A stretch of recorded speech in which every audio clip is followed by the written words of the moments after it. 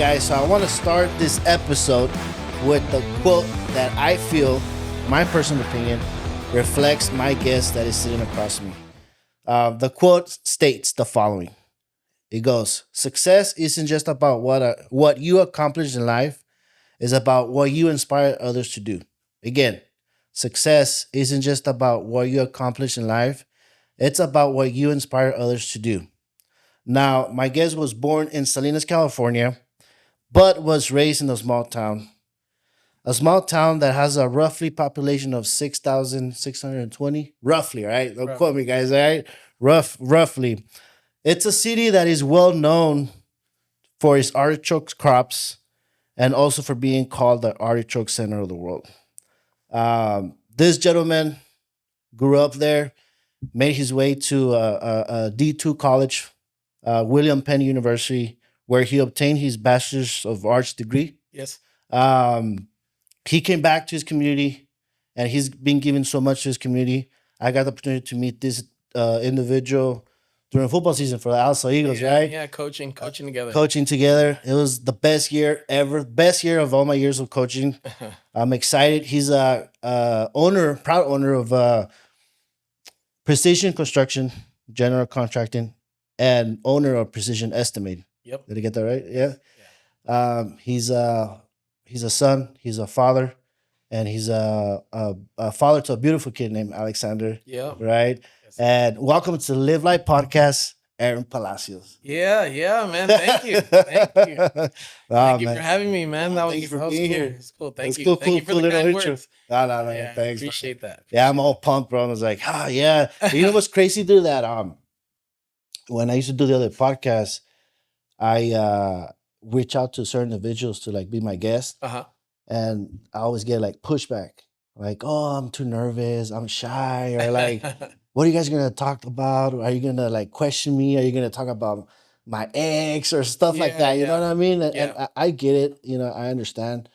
But dude, when I reach out to you, bro, you didn't give me no pushover. You didn't even think about it twice. You're like, "Yeah, I'm on it, dude." I'm like, game. I'm game. Let's do it, coach. I was like, "Oh, hell yeah," you know? Yeah. And like that's my first ever, dude. So that got me more excited because like this is like the relaunch of my podcast. Yeah. And that got me excited, pumped, and I was like, let's get this shit going. You know what I mean? Yeah. But obviously, our times were it was getting hard to get the same time off. Yeah. As far as to getting the date set to record, but we're here. And I'm excited, bro. I'm just like, fuck it, let's go. Yeah. I'm blazing. Yeah, no, when you reached out, I was, you told me you were relaunching, and I was like, yeah, no. And I'm a supportive dude, and I was like, let's go for it. And I'm real, so I mean, any questions that are thrown at me, I'm gonna be real about them. That's a problem with people sometimes. Yeah, exactly. They're scared to be themselves or whatever the case may be, or like you said, or you can ask something that I don't want to say, and for the most part, I'll tell you the truth. Right. Don't worry, I'm not gonna ask you anything crazy, bro. I'm not gonna get you in trouble with your wife or anything. You know what I mean? I'm not gonna ask about like, hey, you still talk to your ex or stuff like that. No, nothing like that, bro. No, thank you. You know, the whole purpose of this and moving forward with my project is that I want to give individuals like yourself that platform. You know, because we live in a city actually we live in a world where there's a lot of negativity. There's a lot of stuff going on, and a lot of people focus on the celebrities. A lot of people focus on people that are like up there, you know what I mean? Mm-hmm. But what about us? You know what I mean? I mean, we're as good as they are, you know? So I want to give exposure to entrepreneurs like yourself. I want everybody to know who Aaron Palacios is, who's Precision Estimating and Precision Construction Estimating, because there's two different companies, right? Yeah. Somewhat. I mean, it started as Precision Construction, and then it eventually evolved into Precision. But at the end of the day, it's Aaron Palacios. Well, it's Aaron. It's a business, but it starts with someone starting it. So, and that's perfect, and that's the whole purpose of it. But before we dive in to your company and how you got there, and the ups and downs, adversity you face, because being an entrepreneur is not easy. We all know, trust me, I know, dude. I'm one of them myself, It's you got your highs and you got your lows. And definitely I want to talk about that. Yep. But let's talk about you a little bit more. Let's get to know you more. Okay. Who's Aaron Palacios, right? Obviously, like I said earlier, you were born in born in San Luis, but you were raised in Castroville, California, which is a small town. I know that here in our area, Monterey County, we have a lot of small towns around us, right? Mm-hmm. There's Castroville, which is 10 minutes away from Salinas. Yeah, about 10 Yeah, minutes. yeah. And then you got Chular, it's another 10 minutes. You got Gonzales, where I live. Yeah. Yeah, Gonza. yeah. My dad's from Gonzas. Yeah, Shout Gonzales. out Gonzas. Yeah. Hopefully that knows that Gonzales call. There's a lot Yeah. of family out there. So Yeah. yeah, No, I love Gonzales, dude. I love it. The other thing I don't like about there is are the law enforcement. Nothing against them. It's just like, man, it's too dude, small of a town. Ever you they gotta. get you for every little thing, dude. Where You you know? where you gonna go? Where you gonna? Who else you gonna slide? Like every time I pull up to the town, dude, I roll down my windows. Mhm. They're tinted, but they're not too dark. But I know they'll get me for that, dude. Yeah, wow. My truck is lifted. They already got me for not having mud flaps, dude. My tires are not even sticking out that much. You know what I mean? So it's just if it's not one thing, it's another. But anyways, you got small towns. You got like Gonzales, Soledad, King City, small cities that a lot of people when they graduate or they can't wait to leave that city because either they're fed up or they're tired, or whatever, right? Mhm. But then again, you know, I like to go to this bar in Gonzales called the Tap House, and every time I go there, the times that I go there, I don't go there every day. I don't want people to think I'm alcoholic, right? But the times that I go there, bro, I talk to individuals that grew up in Gonzales, and they tell me so many nice memories about, oh, dude, where Santa Fe used to be, it used to be right next door. It used to be Taco Bell. I'm like, what? Taco Bell was in a little small area? So I hear all those stories. So I can only imagine what stories did you grow up with Mhm. in Castroville. So walk us through, like, what was it growing up in Castroville? It was a tight knit community, man. Everyone was involved back then. You know, you can kind of walk around the little town and you'd know everybody. You know, you'd say hi to all the neighbors. They would know you from, you know, the Bulldogs or at the time it was Quicksilver. I think Matt Guyogis is still running the program, but Quicksilver Wrestling with Kelly St. John. So Okay. it was a real tight knit community, and everyone was together back then. It kind of seems like they've drifted away from that a little bit. But my son's a bulldog now, so we're gonna try to bring it back. Nice, yeah. But yeah, it was just very tight knit. You know, really family oriented, and it was a tough place as well, you know, Yeah. but for the most part, my parents kept us out of trouble, and you know, we were involved in football, wrestling, anything that my dad can kind of get us involved in. He kept us busy. That way, we weren't out in the streets and making trouble. So your dad, your family was really, really involved as far as your parents, your mom, dad, on you guys is because you have what, two brothers or I have three brothers. three brothers? Yeah, So it's all men, no girls. all boys. You know what's crazy, dude? Me too. I have three little brothers. I'm Yeah, the oldest one, yeah. and Got a tough mom. yeah. My mom's super tough. Oh yeah, dude. Yeah. Oh my god, I can't believe that. I thought I was the only one because Yeah. my wife will be like, "Hey, your mom is pretty tough, huh? Even though you're like old already, she's still on you." I'm like, "Yeah, dude, she'll kick my ass." When we were younger growing up, everyone saw my dad and he was kind of on the sidelines, like the guy on the sidelines, like, come on, let's go, man. Yeah, What's up yeah, with you, you know? yeah. But they didn't know like the my mom, because behind closed doors, she would tell us, like, hey, stop being a little, you know, like let's Really? go. Damn, you're Yeah. savage. Yeah. You So there see? was no escaping. Yeah, yeah. You had no choice but to, you know, be good. Oh wow, yeah. Yeah. It's crazy because see, my dad, he's a truck driver, Uh-huh. and so he was never home, bro. So by the times he was home, he'll like kind of guide me. Mhm. But my mom was the one that she was like laying She down the was on law. top of it. Yeah, she was laying Well, down. same thing with my dad. My dad was working all the time. Yeah. He would make it to the events, but my mom was the one taking us to the practices Nice. and to the tournaments. And my dad would kind of just, you know, he'd show up with his work clothes, and Yeah, yeah. you could hear him when he was there. You're like, oh, he's here. Yeah, he's here. There he goes. Yeah. Where's your mom and dad from? My mom is from Castroville, and Okay. going back to my dad, he's from Gonza. Oh, that's right. Yeah, yeah. Yes, Going to Gonzales, yeah. yeah. So they were born here in the U.S. Yes, yeah. My mom was born here, but yeah, my dad was born here too. Yeah, Yeah. Gonza. Yeah. So sounds like a lot like the stories that I heard. Like Gonzalez, like it was tight. Everybody knows each other because I live in a circle, Mhm. so all the neighbors know each other, dude. So like, yeah, I saw this other car. I don't know who she was. Like yesterday night, I got home and I saw this car pull out, but I didn't see what driveway. And my neighbor came out right away. She's like, "Hey, that car came out. I don't know who she was, but she Yeah. left something." I was like, "Oh man, that just fills my heart because like it's Everyone's watching out yeah, for each other. everybody's watching. I Yeah. like that. And my wife's all like, we should get a ring camera for what? You know? Yeah. We have all our neighbors, So most of them are retired already or are like two stay-at-home moms. But other than that, it's really nice. Yeah. So growing up in Castro, you mentioned it was really tight and everything.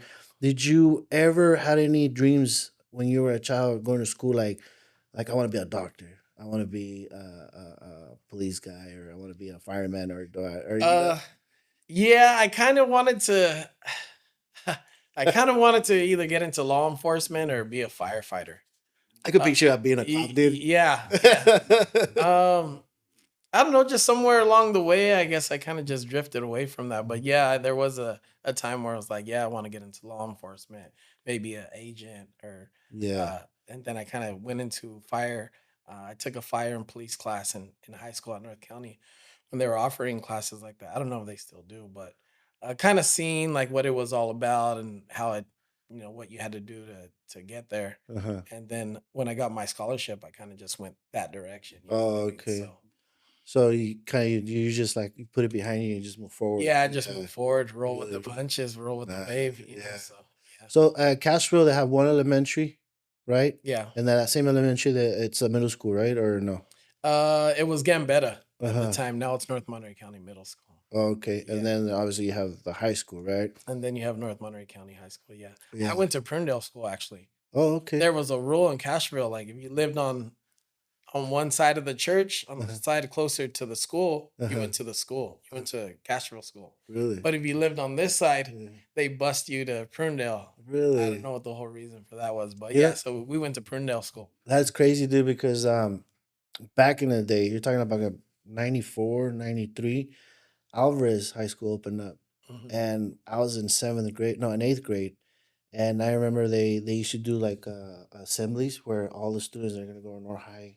It was like five or six. They'll go to one classroom. All the students are going to Salinas High. It was like two or three are gonna go to another classroom. Mhm. And all the students are gonna go to Alsa High School. It was like the whole freaking gymnasium. And then I remember saying, "Oh, and all the students are gonna go to the new school, Everett Alvarez. You guys are gonna meet in this other room." I was like, "Everett Alvarez, I'm not going there." Yeah. Dude, my name was on that list Oh, shoot. because they started doing that thing where if you live in a district, you gotta go to that school. If you live in this other district, you stay in this school. Yeah. So I didn't know about that, dude. But I was really 100% because I live in the east side. Growing up, I was gonna go to Alsop and not go to Oh, Alvarez. shoot. So that sucked for me because all my friends went to Alsop. You know Yeah, what I and it's mean? a prideful school. It's I a was prideful area. You know what I yeah, mean? You grow up Alisal, you're Alisal. Yeah. Trojans, Trojans. Yeah. Yeah. What was one of your favorite memories growing up as a child and in your childhood era, dude? One of my favorite memories as a child. Um, I would probably say when my dad finished building his home, his dream home. So we grew up in Castroville and we moved to Prunedale when I was about eighth grade, into eighth Okay. grade. Uh-huh. And my dad just like poured everything that he could into this To home. the home. He's a contractor and he wanted to build his he Dream had home. flipped a few houses Yeah. and renovated them, and then we lived in them after he renovated them. Yeah. But he wanted to build his own home from ground up. Yeah. And when we went to Prunedale, we were like, "We don't want to live here, Dad." You know, we drove up on this hill. He's like, "Yeah, I bought this land." And we were like, "What the heck is this? Where are you gonna build a house, Dad? We're on top of a hill." Yeah.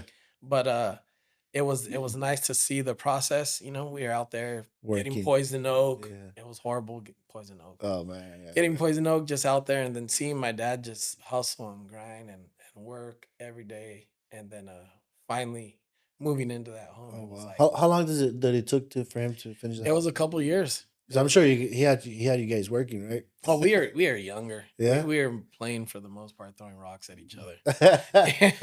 So you're the oldest. I'm second to You're oldest. the second to oldest. Yeah. How was it growing up with four brothers? You guys were always fighting. Oh You guys were always man, going at it. we kicked each other's ass. Man. It was brutal. It was Yeah. brutal. Yeah, my brother would beat me down. The older one? Yeah, Uh-huh. he was 4 years older than me, so he'd beat me up, and then I had my little brother, and then my little brother had his little brother. So you'll take it out of your little brother. Your little brother will Yep, take it out of it was the trickle down effect. Oh man. So everyone got ass whoopings. Yeah. Did you ever experience the wardrobe fashion era where your brother had a shirt that you want to use, so you go either you ask 100%. you're like, hey, can I borrow your shirt, or you just take it? 100%. No, I would. He was 4 years older than me, so for the most part, he was a lot bigger than me. Yeah. But I would always get his hand me downs, even if they didn't It Yeah. didn't fit me. Yeah. I was thinking about that the other day because I got my son some nice Jordan cleats. I'm Yeah. like, damn, these are bad. Yeah. For the first 4 or 5 years of playing football, were like my brother's old beat down Sharks, like Nike Sharks. I used to just tape them to Tape make him them up. tape them on game day to make Yeah. him look cool. But Yeah. yeah, definitely got that treatment. But what about like your younger brothers? If you guys were like, let's say for example, he had a pair of Jordans you wanted or a pair of shoes that you really liked, would you just take them to put them on, or would you ask him? We would just take. That's why Yeah, we were always fighting. Yeah. because I remember well, I had a good friend back then that his brother had pretty badass clothes. Like that's when Puff Daddy was hitting and everything. So he had the Sean John era. Yeah. So I remember one time walking in, I saw the shirt and it was our senior picture day. And I was like, dude, that shirt is better than mine. I'm like, hey, bro, you think your brother will get mine? He's like, nah, just grab it. So he grabbed one shirt of his brother, and I grabbed his brother's shirt. Oh shoot. Yeah, and I took my senior picture with it, dude. Nice. Nice. In high school, I remember wearing some of my older brother's stuff, and it just I just thought that they were cool, but they looking out now looking back, everything was huge on me. You know Yeah. what I mean? But I guess it was kind of cool back then to wear bigger stuff. But yeah. Now, you mentioned that all of you guys play sports at a younger age. Um, everybody played the same sport together, or it was just Um, your brother was better at basketball, or your other brother could have played baseball, or you guys were on the same sports. we did wrestling. So wrestling was like Mando. Man, Wrestling was yeah. mandatory in our house.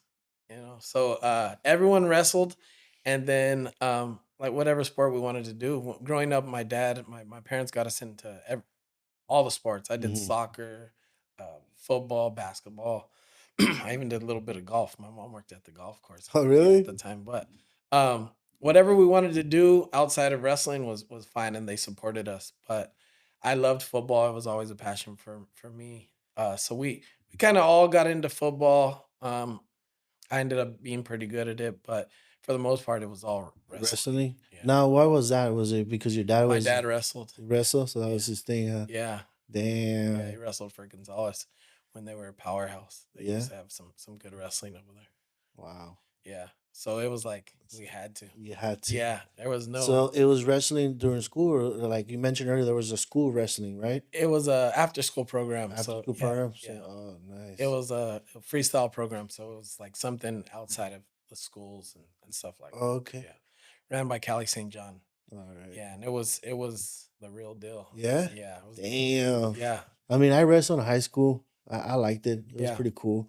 The only thing I liked was I had to weigh in every freaking day. Yeah. Had to weigh in every day, and then if you were overweight, I had to run a lot Yeah. so I could, shed that excessive water weight. Yeah. I just hated that, dude. That's a part of the sport. I just It's the hated worst that. part, but Yeah, it's a part of it. yeah, But it also creates discipline and stuff like that. yeah, yeah. It does. It Yeah. does a lot, and I really liked it better than football because I felt the camaraderie was there. We Mhm. were all supported. We were all rooting for each other. We would never put each other down like, "Oh, you suck" or this and that. Yeah. When we were kids, the girls were in the mix with us. Yeah, And there was some girls they yeah. I didn't get to wrestle a girl, but I know my friend did because of the weight class. But nowadays, I see videos on TikTok on Mhm. Instagram where you see girls going out with dudes, bro, Yeah. and then someone put up a fight. You Oh, know? there's some bad girls out Yeah, there. yeah. It's just like shit. You know what I mean? Yeah, they'll whoop your butt. Yeah, Yeah. some of them out there are good. Yeah, yeah, yeah, yeah. Really good.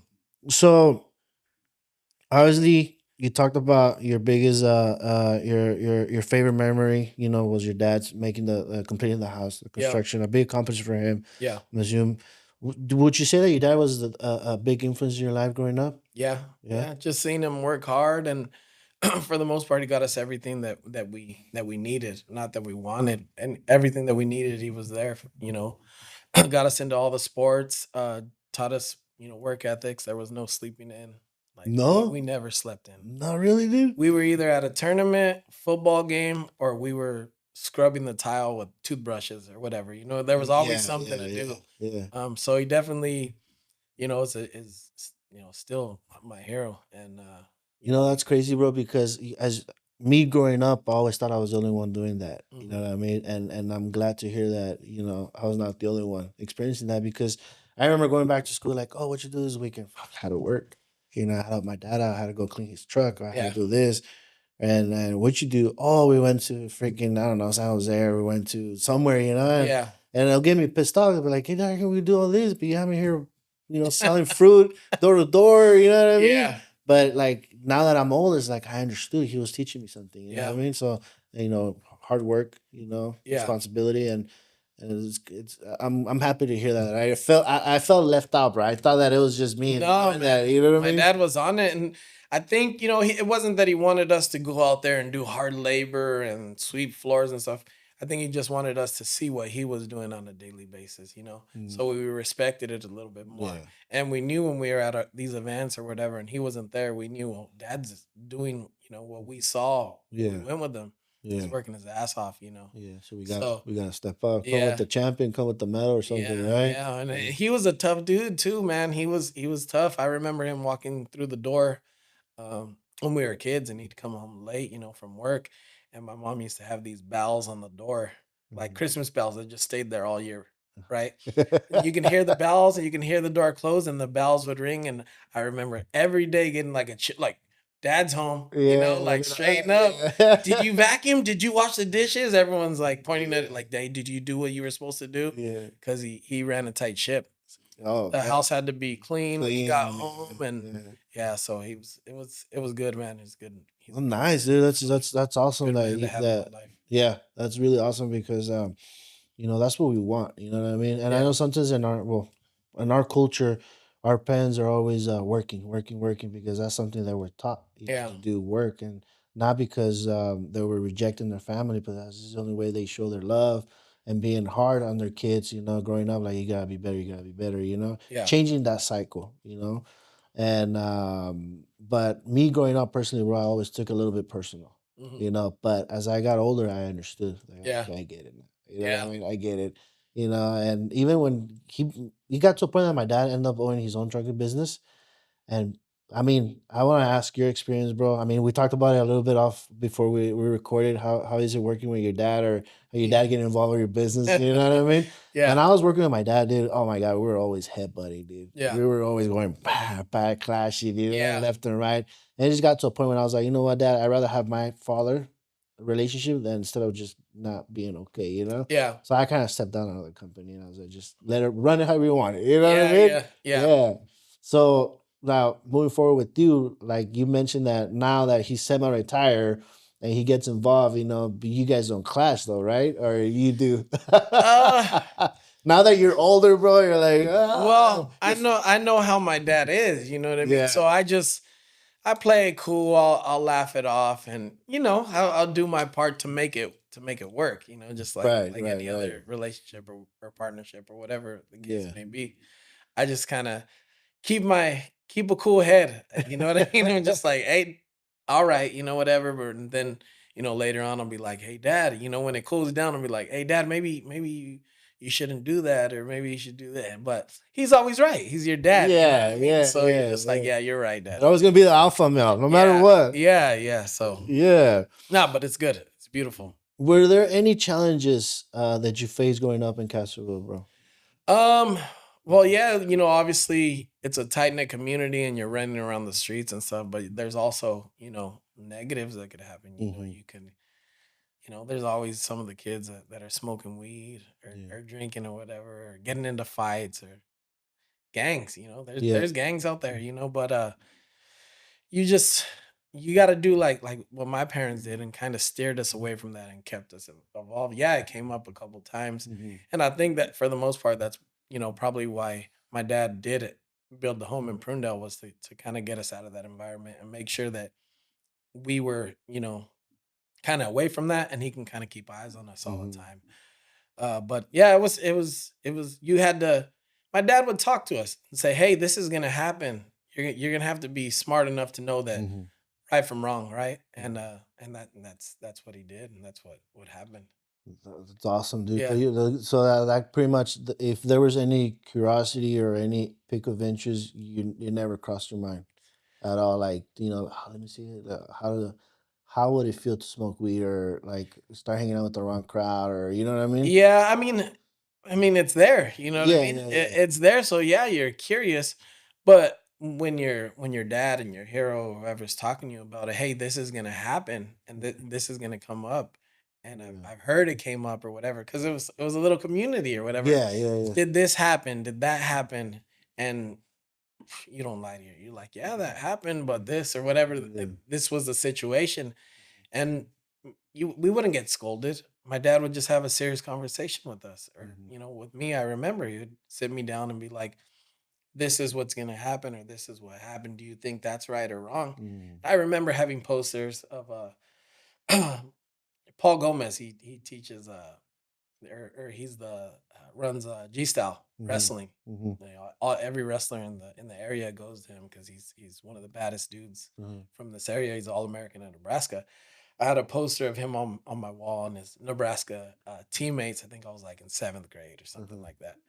And he kind of told me like, "Hey, you want to be the best at what you do in wrestling and football and stuff like that." He goes, "You think those guys right there? You think they're doing what these guys are doing?" Mhm. And that's when it kind of hit like, absolutely not. You know what I Mhm. mean? So it was talks like that that kind of steered me away from Yeah. going in a negative direction. Nice. That's Yeah. awesome, So dude. That's yeah. awesome. Dude. Sure, I want to meet your dad, bro. Yeah, man. Yeah, and you need those, man. And I Yeah. try to talk to my son a lot. I Yeah. try to.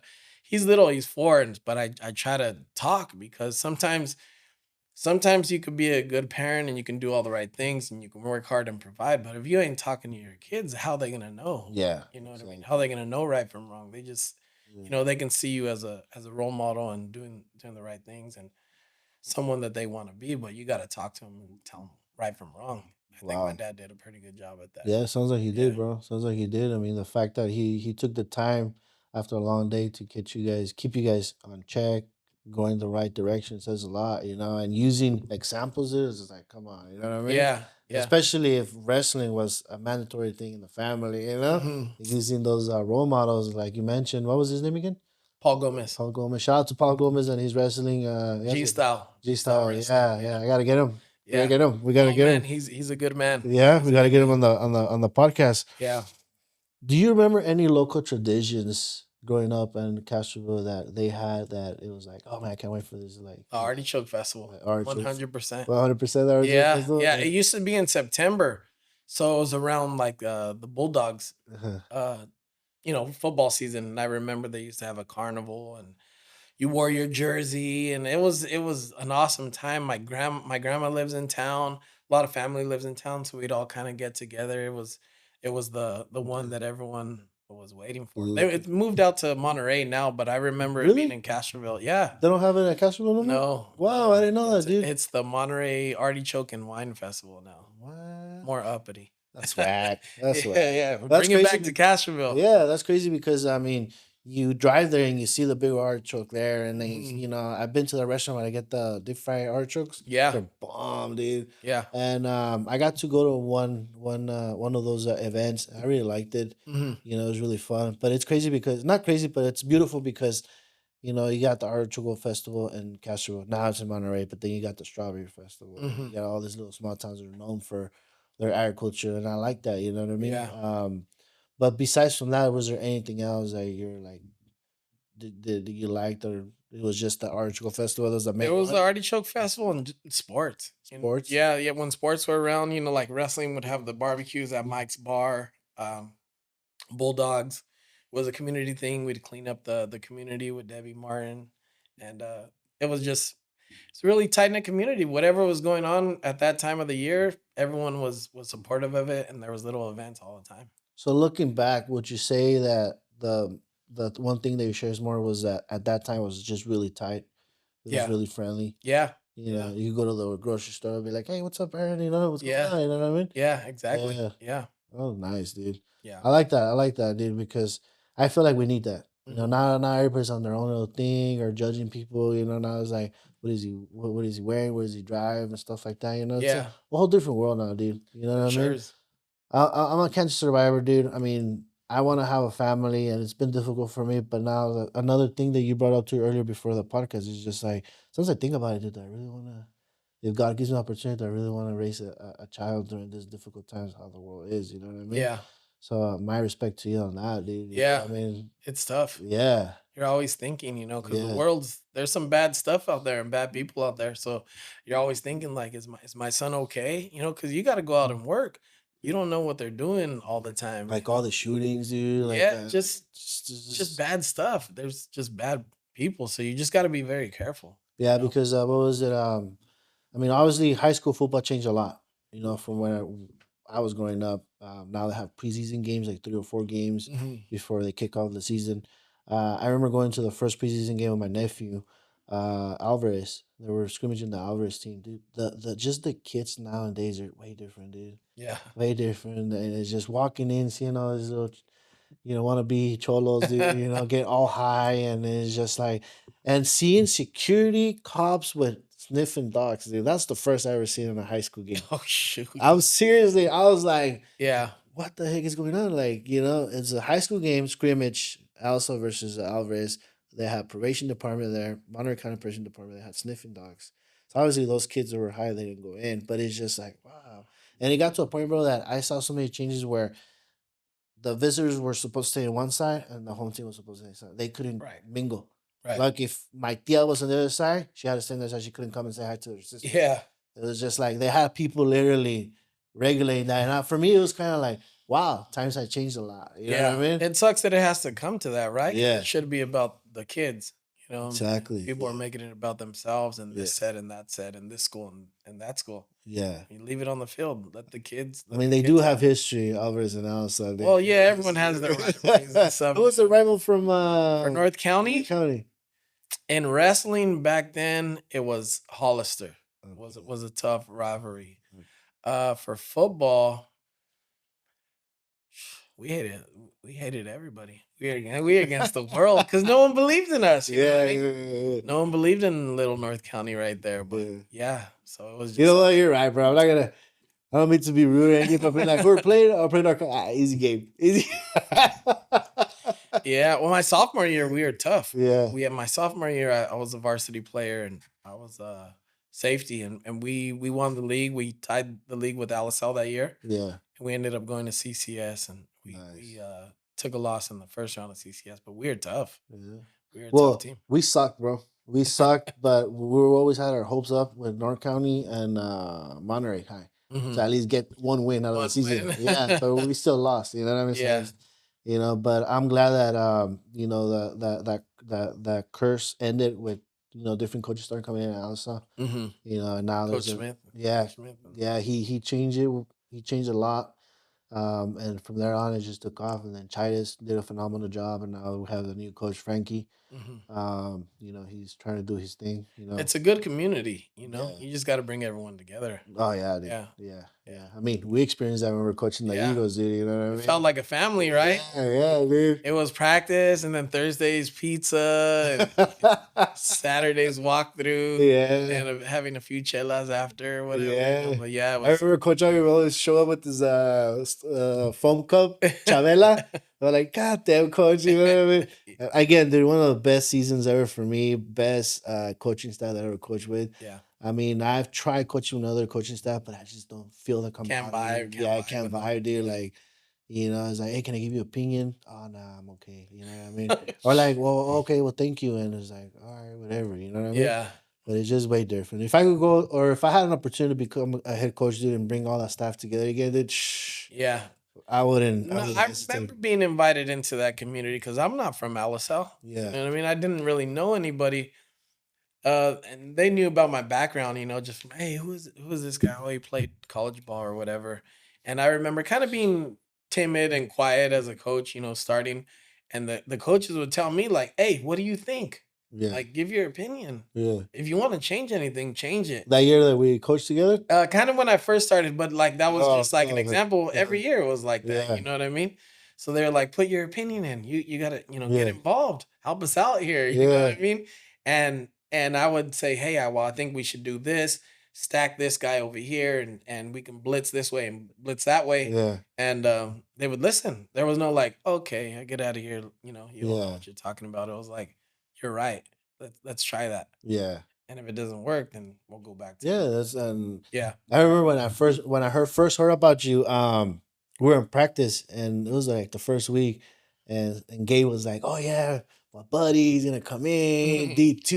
You know, has a big old ring championship." And I was like, "Damn, like, cool. We got another one. Hell yeah, Yeah. yeah." And that's when I met you, dude. And you showed up like the following week because you were working in San Jose at that time. Yeah. Yeah, because you were commuting and stuff like Yeah, that. man. And Yeah. I remember the guys, the kids, because you were coaching the linebackers, right? Hmm. I remember the kids were just waiting for you to show up. Dude. Like, hey, coach, what time? Coach Palacios is gonna be here. Yeah. Yeah. Oh, he's on his way. He's on his way. Because I remember you were coaching the linebackers with Strada, right? Yes, sir. Yeah, both of you Yeah. guys. Yeah, we're coaching a linebacker. So I guess everybody wanted you to be there because Strada. I Yeah. love that guy, but he's Yeah.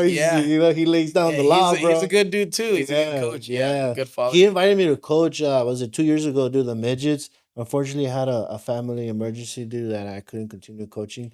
Yeah. And I brought it up to him. Hopefully, he's still not mad at me because of that. But I was kind of watching the Alisal race, to be honest with you, this off season, uh-huh. and I guess he was running for one of the board Board members, positions yeah, or board whatever. positions. And I think if he would have Got it. got it, we would have ended up over Yeah, there. But yeah. he didn't end up getting it for whatever reason. But As far as I he's a good dude. yeah, he's a great guy. His wife, she's passionate about the kids and everything, and it's just overall, I just feel like the people that were running it before that group and anybody else has always done stuff that has tainted the name of Alice Eagles. You know what I mean? Hmm. So I mean, so far right now I've seen that it's going in good directions. I haven't been involved too much, Hmm. but yeah, but my goal is to coach high school. I mean, at this point, whether Alsa, some whatever opportunity I get, I know I had an opportunity this year to coach Gonzalez High, but I said no to it because I thought I was going to coach Alsa. So I ended up coaching Yeah. Alsa. So I was kind of like, no. I will say this much: I've coached the junior peewees, midgets, and I've coached varsity football. Yeah, The most satisfying for me was probably the junior peewees the junior peewees. because they're so fresh Yeah, and they're coachable. yeah, You get to varsity football, these guys already think they're all stars. yeah. They think they know everything. You know what I mean? I'm glad you brought it up because I was gonna ask you how was it like? What was the difference coaching? You know what I mean? Well, just like junior peewees, like I said, they're fresh mind, so they believe in everything you say. You know what I mean? You You get coach them yeah, up, 2-3 games into the season, you're like, I showed them that. I yeah, showed them that blitz, yeah, or I showed them that technique, or whatever. yeah. And they're out there learning. When you get to high school, it's hard to teach Really? a dog new tricks. Did you have any New tricks. little high schoolers try to like bark back at you, like trying to like test your Like you limits? said, it's different. It's a Yeah, different culture. yeah, When we were growing up, it was yes, coach, yes, go run a lap. If he didn't just told you to go run a lap because he's not feeling good or having a bad day, you went and ran a yeah, lap. yeah, Now it's like go run a lap, and they're like, "Why? What yeah, did I do?" yeah, There was no. I don't ever remember talking back to a coach or teacher or administrator, because yeah, that was just the right thing to do. yeah, It's a different kind of you see the videos now where kids are throwing their helmets at coaches and yeah. It's you know what I crazy. mean, and getting kicked off the field and stuff like that. There was never any of that back in the My day. little brother, he was part of this team in Texas where it made headline news where this kid he was an off defense line officer. I can't remember. He didn't like the call that the referee said, and he went into the field and he freaking tackled I him. think I seen that. Yeah, Yeah, so I mean, yeah, the kid was on so many things, dude. I mean, my little brother. That's what my little brother said, but I don't want to disclose anything. But yeah, it's just like, wow, at what point he has gone into that, yeah, because my little side hustle is helping educating families about life insurance and retirement and also helping teachers with education. So I met with a couple of teachers in San Jose before where, I'm getting retired, Jose. I don't think I could teach 2 or 3 years no more. Why is that, dude? The kids nowadays don't even listen. Like you yeah, want to take their phone away, they don't even want to give it to you. yeah, They're always on their phone, they don't even pay attention. It's like, oh my God. So it's just a lot of changes, a lot of disrespect. yeah. Yeah. I almost got into teaching because I loved coaching so much. So I was like, if I get into teaching, I can teach and coach. And I kind of went through a same little deal. I was a special or after school specialist at the middle school, North Hmm. Monterey County Middle School, and the kids they were tough. They were Yeah. tough, man. I remember the first day I lost sleep. Like, how am I gonna get Really? through to these kids? They're just Yeah. talking. They don't listen. And I some of them I had in wrestling. Uh-huh. After the program, we went to wrestling Yeah. practice, and I remember just coming in and just like saying, laying the law down, like, "Hey, this is how it's gonna be. Don't disrespect me. I won't disrespect you, and we're gonna have, and Yeah. it's gonna be all right." You know what Yeah. I mean? So it was a little bit better after that, and then my wrestlers, if they were a little out of line, I'd get them at wrestling practice. Oh, man. You So you know, coach wrestling and football. I coached football, wrestling, middle school wrestling, high school wrestling, Nice. high school football. I gave a lot. I gave back to the community a lot right out Yeah. of college. Let's dive into your college career, bro. Yeah, So you got a scholarship, right, to go to William Penn. yeah, yeah. Well, circling back to high school a little bit, my parents getting me involved. They got me into a program at Stanford. It was called a advanced training program with CC Fisher and Carolyn Wester. It's called Wrestling Prep now. You've probably seen it. They're really big in San Jose. Mhm. They got all the UFC fighters out there, and like, it's pretty big. She's got 100 kids. Well, I was the first kid she got a scholarship, to go wrestle. Uh-huh. I didn't think I was gonna go to college, but yeah, she helped me out a lot Oh, well. and got me into a William Penn University to wrestle. So I went out there to wrestle, Oskaloosa, Iowa. Uh-huh. Went out there to wrestle, and yeah, it was a different place, different weather, different culture. Was it cold?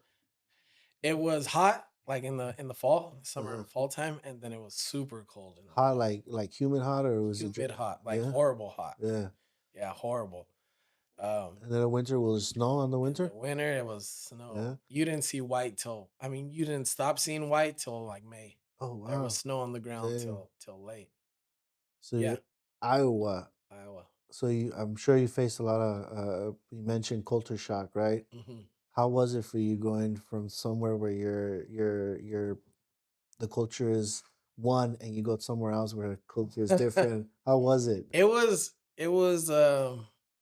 different for Yeah. sure. Was it a shocker? It was like, It oh was a shit. shock big Yeah. time because here we're all Mexicans and Yeah. I'm 5'10", so I'm decent size, Yeah. Mexican, and so everyone's almost the same Yeah. at the high school, just our community or whatever. Well, when I went to this school, I was probably one of the only Mexicans, you know what I Mm. mean? And then I was like a smaller person. I remember my first day of class, like showing up to class and sitting in my seat, and this big this chick sits next to me, and she was one of the basketball players, and she's like towering over me, and she's like, "What's up?" And I'm like, "Damn," that's when I realized like I'm in a whole different world here, Yeah. So it was different. It was different, but I wanted to be there and I wanted to succeed, and I adapted. Uh-huh. But yeah, everyone embraced me at that school. It Yeah. was it was cool. They had their Mexican jokes. They thought we all cut grass and clean houses. Really? Yeah. It was. Yeah. One of my buddies from Mississippi, he's like, "Aaron, are you sure you're Mexican?" I'm like, "I'm full Mexican." And he Yeah. and he was like, "Well, every Mexican I know is about this tall and cuts grass." And fucking honky tonk. But yeah, that's their stereotype of us out there, I Oh, guess. wow, that's Yeah. crazy. Yeah, but it was different. It was Did, different. And did you face any adversity, dude? Like go when you went over there for the wrestling, with different different breed of wrestlers out there, dude. Because over there, I mean, you did it. The good thing that you did it, you started young, and Mhm. there's people out there in the area, they start young too as well. Yeah. You know what I mean? Did you face any adversity going with those bigger guys, bigger than you, or anything? Uh yeah, man, wrestling's a tough Yeah, yeah, sport, you yeah, know what I yeah. mean? So I didn't I didn't plan on wrestling after high school. I was a You're kind of like, I'm done. Yeah, Yeah. I was done. I was a two-time CCS finalist, one-time champion in high school. So like that was like, Bam. okay, like I did Yeah, enough. I did yeah, pretty good. You know yeah. what I mean? I did all right. I'm done with wrestling. But once you get a scholarship, they're paying you pretty much. They're paying for you to go to school And rest. to wrestle. So Yeah, your job is to wrestle. So I was like, damn, yeah, we got to go make this happen. You know what yeah. I mean? I kind of felt like there was some unfinished business there, anyways. But yeah, so I ended up wrestling. I redshirt my freshman year, so kind of took a season to just adapt and get better. and then my redshirt freshman year, I was a national qualifier, so top 30 in the nation. My family all flew out and went Nice. to I went 2-2 at the tournament, but it was good. Yeah. I was adapting and changing with the speed of the sport and the change from high school to college. It's a big change because I'm sure you were wrestling. Were you wrestling freshmen, or were you wrestling like sophomores or juniors in your weight No, class? it's all 4 years. Yeah. Yeah, So yeah, you were wrestling guys that already had like 3 years above yeah. you, more Hmm. experience. They know more moves.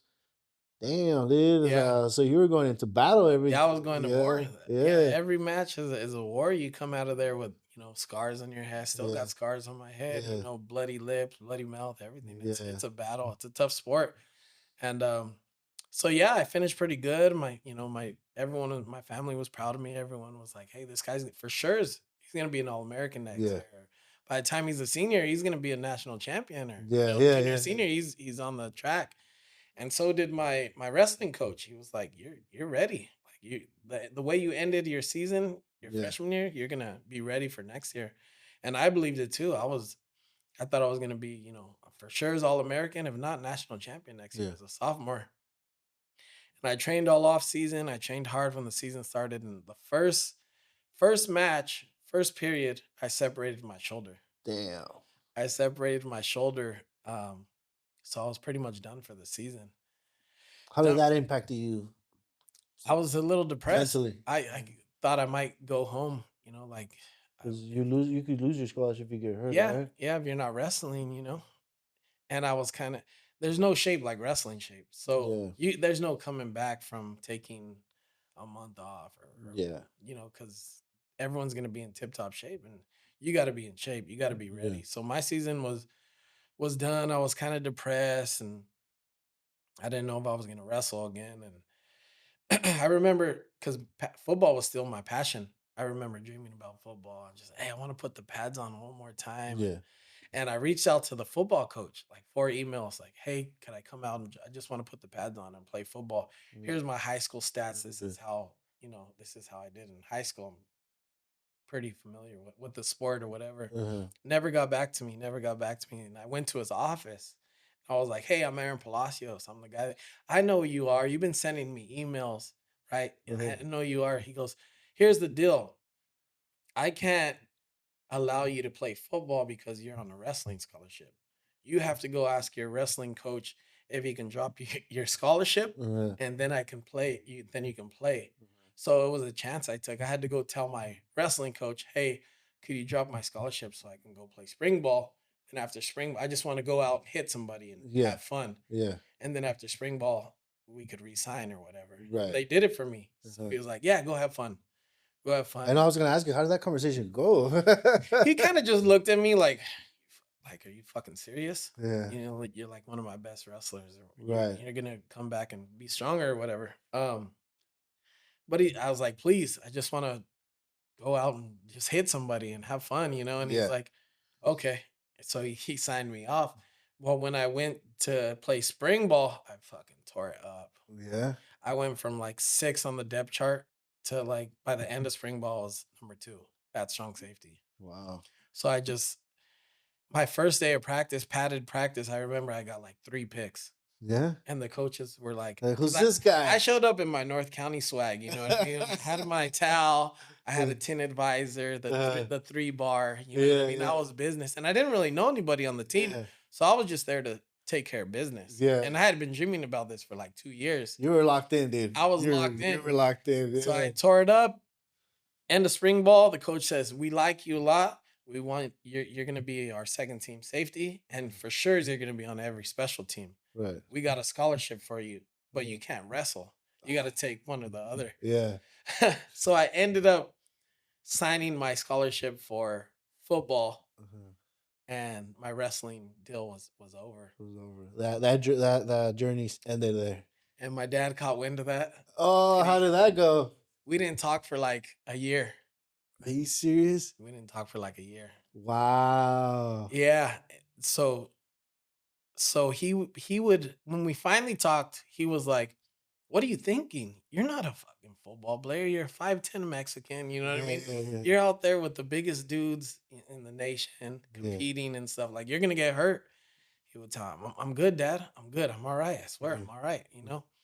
And well, I ended up by my senior year, I was starting outside backer, number 13th in the nation as a Nice. team. Mhm. We ended up winning the Midwest Conference Championship, and my dad came to my last game, and I actually to seal the deal. It was like 18-20 or something like that, Mhm. close score. Mhm. They were driving on us. They were in the 20, and to seal the deal, the quarterback dropped back. I did my hook to curl like I'm supposed to. Mhm. Got a pick, took a knee. That was game. Mhm. And I remember looking up at the stands and seeing my dad, and he was like, "That's my son." You know Yeah, what I mean? And yeah, after that, he was just like, "Hey, man, I'm proud of like the decision you made. yeah, I was still looking out for the best of your interest, but I know like you're a man now. yeah, Like, yeah. you made that decision for yourself and you ran with it and you succeeded at it. Like that, Nice. that speaks in volumes." Yeah. So it was a good little fairy tale story, whatever. Nice. But yeah, it was bad. I ended up graduating and getting my business management degree in sports administration. Nice. All Yeah. right. So we already know a little bit about you. Now let's dive into when you came back, you wanted to give back to the community, right? That Yeah. was your main goal, give back to the community. Walk us through that. How was it? What was your plan?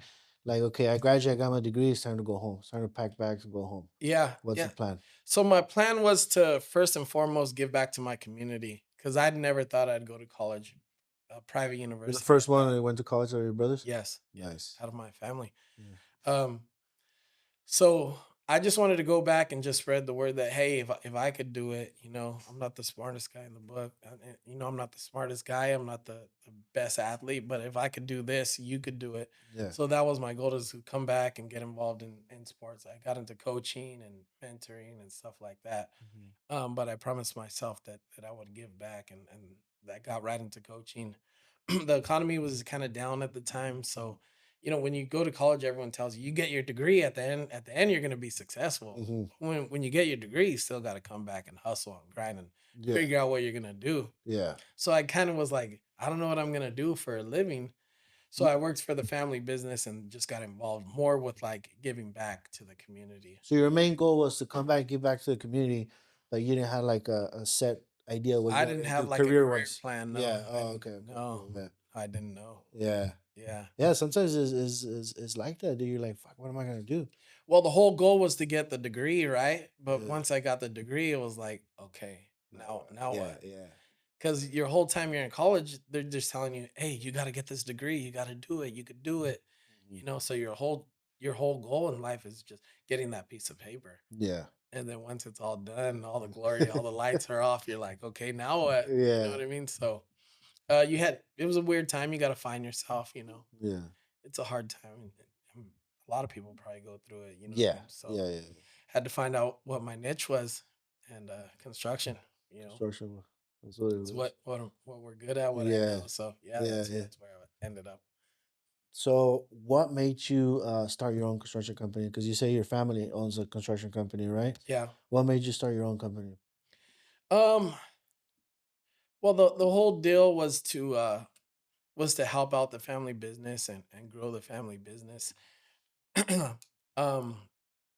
Well, right out of college, I started helping the family business, and I was also coaching. Mhm.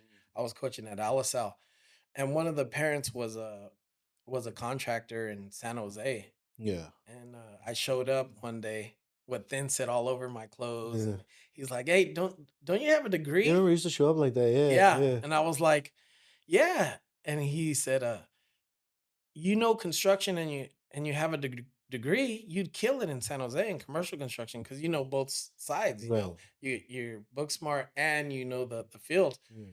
And he goes, "Send me your resume. I'll find someone that needs someone like you." And sure enough, I ended up being a project assistant project manager for Cassidy Turley Commercial Real Estate. Yeah. So I was working like at Yahoo and Google Nice. in meetings with all these big wigs, and Yeah. I was like, "Oh, Yeah. I can't believe I'm here." And so I just learned a lot from there. I Mhm. learned commercial construction, how to work with people, how to manage bigger projects on a bigger scale. Mhm. And then I eventually came back to coach or to be the program director of the Troubled Youth Campus for a while, which is Rancho Cielo. so yeah. Yeah, so I did that for a couple years and then got back into construction. But I took the big commercial construction mentality, brought it back to the family business, Mhm. helped out with the family business for a while, and then ended up starting my own thing. Nice. Yeah, How was your experience working at the youth program? it was tough. It was tough. Yeah, because you care about these kids so much, you kind of take it home a little bit. You know what I mean? Because you can't change everything. You can't. You could help people, you can guide people, but you can't change the environment they go back to every day and Every day, huh? their surroundings and what they have to do to survive. You know. Yeah, because it's crazy you say that, bro. Because I have a friend that he works for the Monterey County law enforcement, and he's involved with the youth too. And he says that it's hard because they're with you, they forget about their life outside. Hmm. You know, some of them they have it rough. Some of them they live in the car with their mom and dad. Some of them they live in the hotel. Some they don't have a place to live in. Hmm. So I can only imagine, the difference that you faced when you were there, because and I'm sure they looked at you as a role model and Hmm. hope, by they see you, they see your background, they saw hope in you, So I can imagine, you know, how you felt going home like shit. You know what I mean? Yeah. Sometimes some of the parents or even some of the participants, the youngsters, they would call me on the weekends and be like, "Hey man, I'm about to do this. You need to come help me, Oh, or really? you need to come help my son. Uh-huh. He's going off the wire, or he's about to do this or whatever." And Mhm. I'd be like, "I can't." You Yeah. know what I mean? I got my own life, my own problems too, Yeah. you know? Yeah. Yeah. I Yeah. can't be there all the time, as much as you want to. So it's tough. Yeah. It's tough because you like I said, you can't change the world. You can Yeah. try, You could try, you but can you can. try, Yeah. but like I said, you they're with you, from so time to so time, but they still got to go back to whatever life they're living and what, like I said, what they have to do to survive. Now moving forward, moving towards your company, when you decided to start build your own company, did you have that conversation with your dad like, "Hey, pops, I love your company, but I think I want to venture off on my own"? Yeah. How was that conversation? Um. There's always tough conversations you got to have, Yeah, but I yeah, think those are the ones that are the most productive. I hmm, I genuinely truly feel that way yeah, in all aspects of life. The tough ones are the ones that people grow from and do right, better from. right. But yeah, it was tough. I don't think mm, I don't think maybe they took me as serious. You know what I mean? But there was no way I was not gonna do it. Do you think that they feel like you were gonna be competition for them or not? No, No, no, I don't think we all have our own businesses right, and we all pretty much do the same thing right. and we all help each other. So I don't think it was ever. Because I remember that in 2022 or 2020, you were doing hydro Yeah, something. Yeah, yeah. was that another business you had, or that was a That family was a business? family Oh, that business. was a family business. Yeah, Oh, okay, okay, okay, yeah. okay. Yeah. So, what adversity or challenges you face doing your own company? Oh man, it's tough. It's Yeah. tough because there's no one really to fall back on. You know what I mean? Um, when I first started precision estimating, I started it because I knew how to read plans and kind of do takeoffs and stuff like that and do Yeah. insurance estimates. But when I left the family business, it was kind of cold turkey. Like it was one day from the next. You Right. know what I mean? So it was like, this ain't there no more. You're starting your own thing. Right. And that was a decision I had to make. But it was kind of like, okay, this is what I know how to do. And I remember people like inquiring and being like, could you do this? Could you do that? And I remember just saying yes and just kind of figuring it out, Yeah. Yeah. Yeah. So it was kind of like just jumping into it and learning.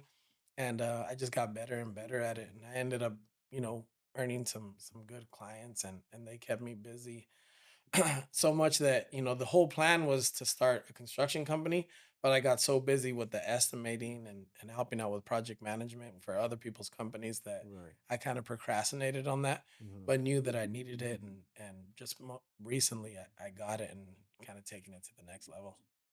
Now, I know that a lot of people, when they think about construction, they think about, big crew, you Mhm. know, and when you decided to make that jump to start your own construction company, because the estimator was first, right? Yeah.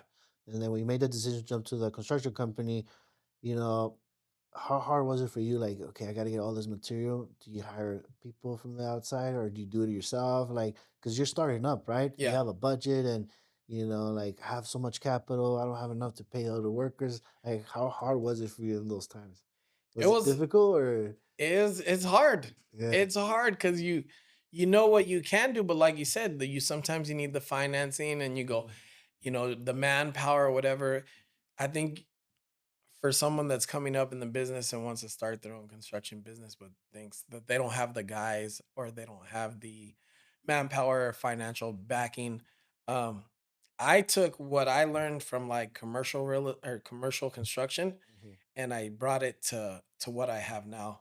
So in commercial construction, you see these big signs, so and so construction, yeah, on these big buildings yeah, like Yahoo and Google when you yeah, drive yeah, down yeah. Santa Clara. Like, this project is worked by. Y- Some of those huge companies that you see, those big GCs, they probably got about 10 project managers in the office, Uh-huh. and that's their crew. They Really? sub everything out. They're the general Oh, contractor. That's why they call it a general contractor. okay, okay. You're the general Uh, and you're delegating and you got your flooring guys, you got your drywall guys, you got your um painters, yeah. everything. So it's pretty much like a team deal. You're the Okay. head coach and you're running the show. All right. You're running the place. So Interesting. that's kind of what I'm to start off. Eventually, yeah, I want a bigger crew and I want to give people positions and stuff like that. So that's But pretty much what you're implementing. that's what I'm doing here. All right, cool. So I'm Smart. able to run my estimating and consulting business as well as my construction business. I and everyone gets to eat. I get my flooring guys in there, I get my drywall guys, my Yeah. painters and everything in there. And it's stuff that they do every day, so they're perfectionists at their own Yeah. trade. Right. And then, they're happy that I'm giving them the work and I'm happy that they're doing the work for me and the jobs get done, projects get done and we move on to the next. So, That's interesting. I learned something new today. I always thought that construction company was like, as an owner, you're the one doing the job, everything. You know what I you mean? can. I Yeah. mean, it all depends on how you wanna run the business. There's some stuff where I go like, I did a backsplash the other day because coming up in construction background, I pretty much know how to do a little bit of everything. Right. I'm pretty good with tile and stuff like that. So I go, "You know what? My tile guy's busy or for whatever reason, I'm just gonna knock it out today," and I did. Hmm. So if I have to, I can get in there and do what I gotta do, but for the most part, I like to get my guys in there. They knock it out in a day or 2. They get paid for what, their service is, and then we move on to the next project. We knock out the project, the client's happy, Yeah. I'm happy, my subs are happy, and we move forward. Nice. Yeah. Nice. So, That's good. Yeah, that's interesting, bro. I learned something new today. yeah. Yeah. What would you say to that individual, bro, that has been thinking about getting their contractor license? Any tips or guidance as far as, like, any listeners out there that are thinking about, I want to get into construction. What should I do? What should I look for? Where should I go get my contractor license and stuff like that? Mhm. Any advice or tips that you want to share? I would say if you're a young, like in high school, if you're in high school, I would say get into those construction classes. I know Hard Now has a good programs out there as far as reading plans, maybe just construction 101, like basic classes. Mm-hmm. Get into those and learn a little bit about the trade. Maybe take on a summer job or something like that where you see what it is, Hmm. and then see if it's something you like and going for it. Someone that's kind of been in the industry and wants to get their contractor's license and wants to go for it and wants to start their own thing, Yeah. you gotta so like circling back to me, I kind of procrastinated and pushed it off for a long time because I had all these other things going on in life. But just like everyone else, right? Right. Being a dad, running my estimating company and coaching and stuff like that, you have to just buckle down and say, hey, I'm going to study for this test. I'm going to do this and make the time to do it. And Mhm. that's kind of what I did to get my contractor's license, man. I was running my business, being a dad, trying to be a place, being where you have to be, lock myself in the room Saturday and Sunday, Friday night, Yeah. Saturday, Sunday, and just Study. study your ass off, Yeah. but you have to commit to it because, I mean, you can't study a day or two next month, study a day or two, a Yeah, month you later, got that. study a You're day or two. committed. Like Yeah. you got to be committed to it. Yeah. If you commit to it and buckle down for a few months, you could do it. Nice. Yeah. Nice. Nice. Nice. All right, bro. So let me ask you one couple questions left. You already obviously you gave some good inside info to those individuals that if they want to get into contracting, what to look for, or for those that are already on it working for somebody else, like if they want to venture off on their own, obviously you gotta study. You Yeah, know, yeah. you gotta study and just make sure you go ahead and do it. Now just for fun, dude, I'm gonna ask you a couple questions, bro. Just for fun, just to end a high note. If you could have dinner with any historical figure, who would it be and why? Historical figure. Yeah. Um, shoot, that's a good one. Never really been big on history. 'Cause you're always looking forward, right? Maybe Cesar Chavez. Yeah. Yeah, Cesar Chavez. Because a lot of people have different opinions of him, right? Yeah. So I would like to see like what his real movement was. Um, Real motive of everything. yeah, because everyone, like I said, everyone has their own stories, own opinions, own deals about him, and I Yeah. would like to, what is it? What's this really about? You know what I mean? Yeah. A lot of people are always like, Cesar Chavez Day or whatever. They Yeah. got the flags up and stuff like that. Yeah. But do you really know, what they stand for, what the man stand for? Right. Right. Right. So I think it would be him. Yeah. Yeah, That's it. That's nice. Dude. That's good. yeah. Yeah. Yeah. If you could go back in time and visit little Aaron Palacios, what would you tell yourself? Um, just to be you. Uh, Yeah, be you. be you? Circling back to like the beginning of our interview, like when you ask people, "Hey, do you want to do this? Want to help me out and get on the podcast for me?" And people are like, "Well, you gonna ask me?" I Yeah. think as long as you're, yourself, you'll always be happy with the decisions you make. Don't let Yeah. people justify who you are and the decisions you're gonna make in life.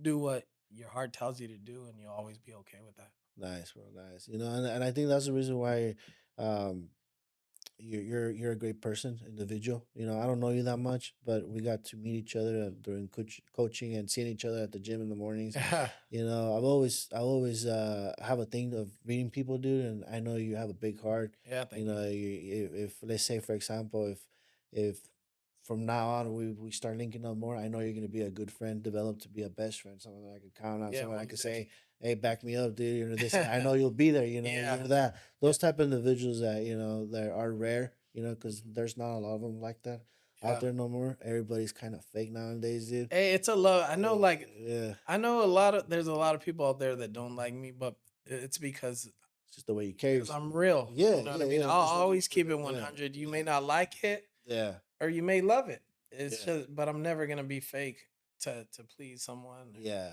Like I said, as long as you're true to yourself and you follow your heart and you're being yourself, I think you're always gonna be happy with yourself. And like I said, and that's why you're so unique. You know what I mean? Hmm. Because there's very few people that are they're not straightforward. Hmm.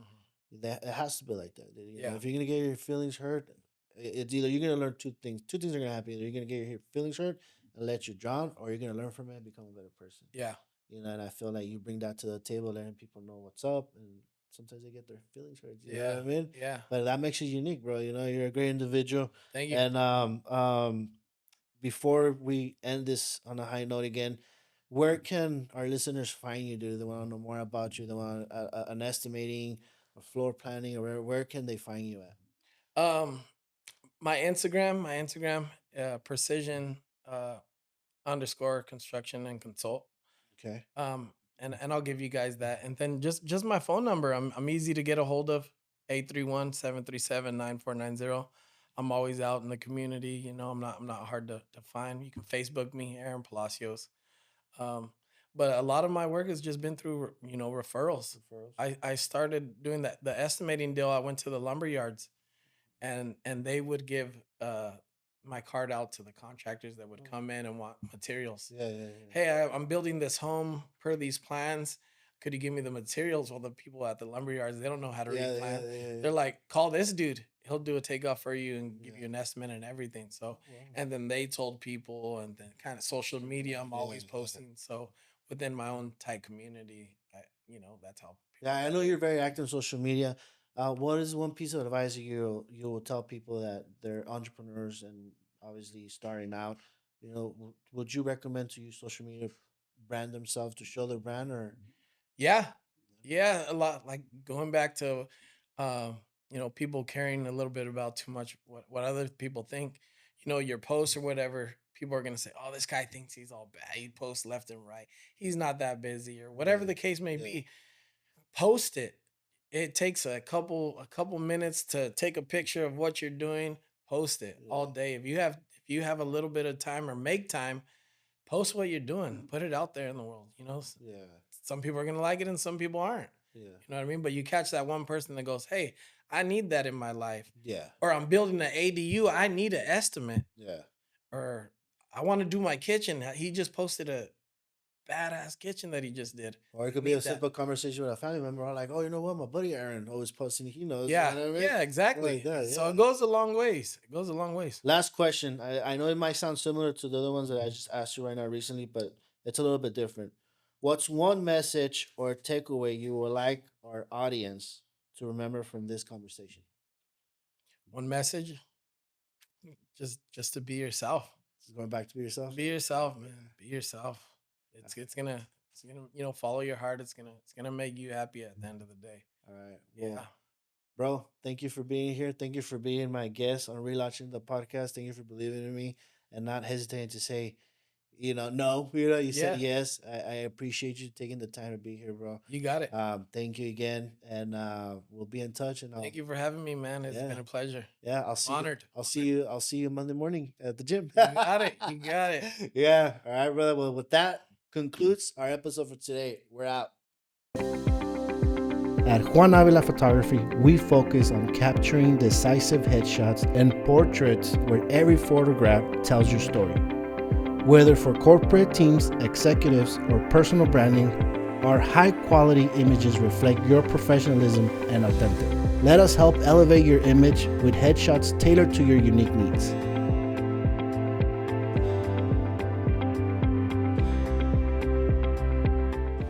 Looking for powerful video content that drives your business forward? At LC1 Productions, we specialize in creating high-quality corporate videos and commercials tailored to your brand. From concept to final cut, we bring vision to life, engaging, professional, and unforgettable. Make an impact. Let's elevate your business today. LC1 Productions, crafting stories that matter.